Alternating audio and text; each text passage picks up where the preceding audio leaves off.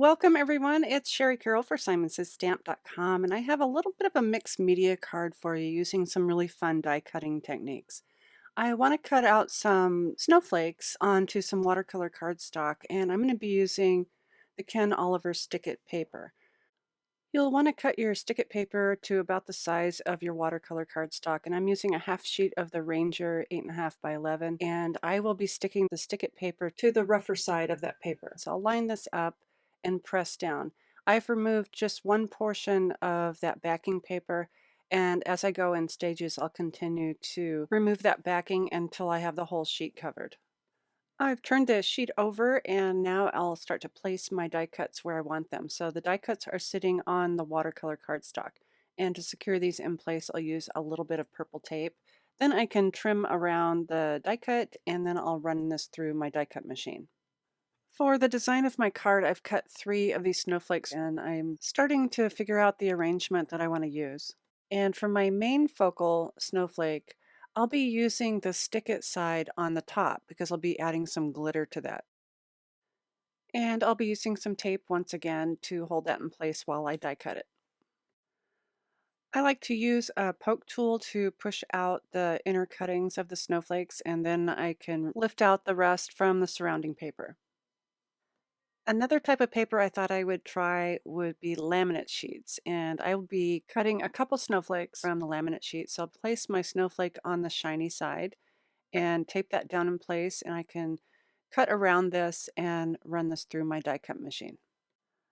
I was really impressed at how well these detailed die cuts did cut through the laminate, and I did use a shim to make sure that I got a good cut, and I ran it through twice.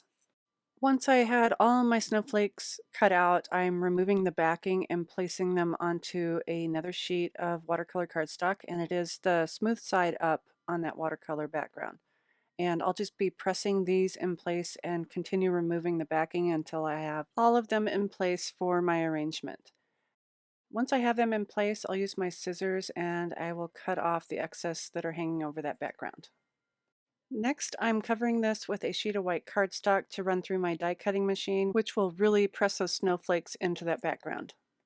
For an added effect of snowfall, I'm using the Tim Holtz Distress Resist Spray, and I'll be opening this up and then I can use the tube and just tap onto the cap to create a few drops, and this will resist the watercolors that I'll be using for the entire panel.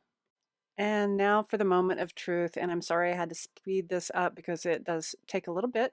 I am hoping that those die cut watercolor snowflakes will grab some of the paint at the edges.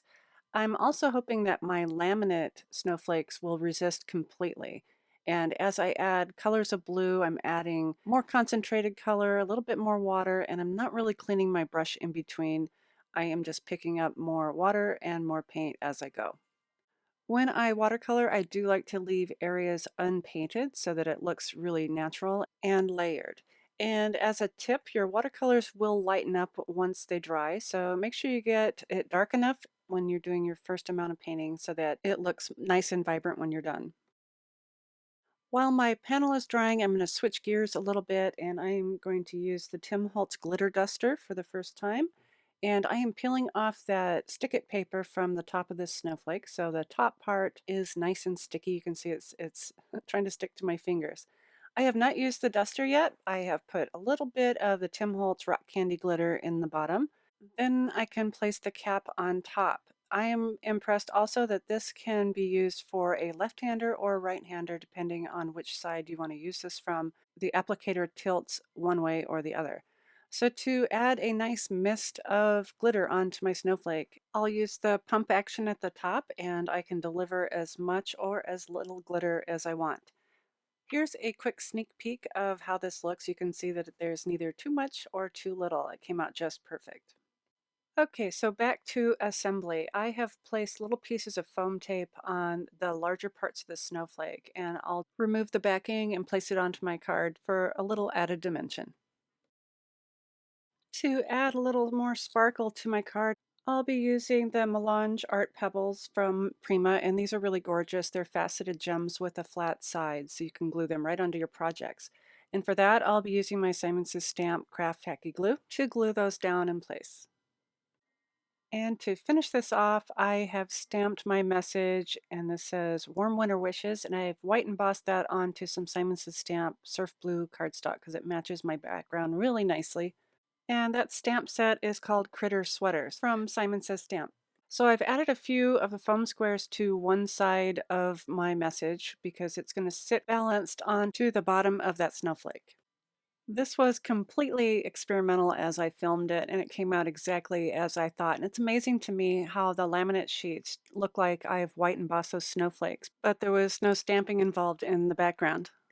I hope I've given you some inspiration in using these die cutting techniques for your art journals, card making, and mixed media projects. And as always, thanks so much for watching.